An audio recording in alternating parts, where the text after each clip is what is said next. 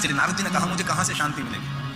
भगवान श्री हरि ने कहा कि आप भगवान शिव का भजन करिए। और दूसरी बात, महादेव जी की कथा का श्रवण करें।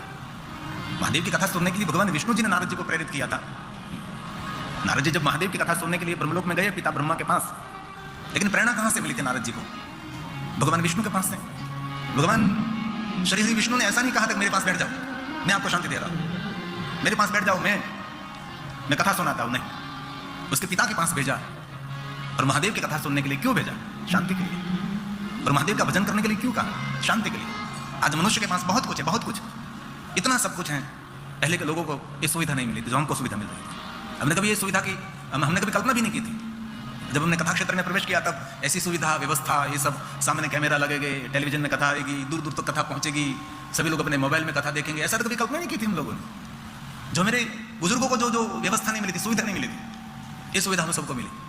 आज से 30 साल पहले का समय, 25 साल पहले का समय, 20 साल पहले का समय कैसे समय था?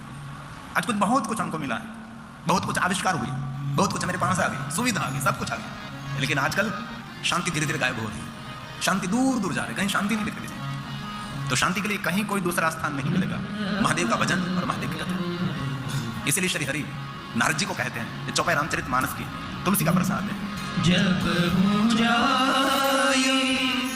शंकर सतनाम, महादेव का भजन करो, महादेव का भजन करो। मैं दिल से कहता हूँ, कभी आपके जीवन में ऐसी अशांति न, ऐसा समय न मिले, भगवान को प्रार्थना करें हम।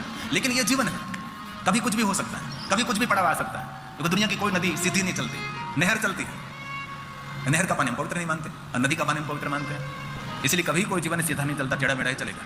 कभी गिरना, कभी फैलना, कभी बिछुड़ना, ऐसा सब कुछ जीवन में निरंतर रहता है। और कभी भी जीवन में ऐसा पड़ा अशांति का, उनके लिए कोई औषधि नहीं है। भगवान का नाम ही औषधि है, भगवान के नाम ही औषधि, वो ही दवा, और दूसरी कोई दवा नहीं होती।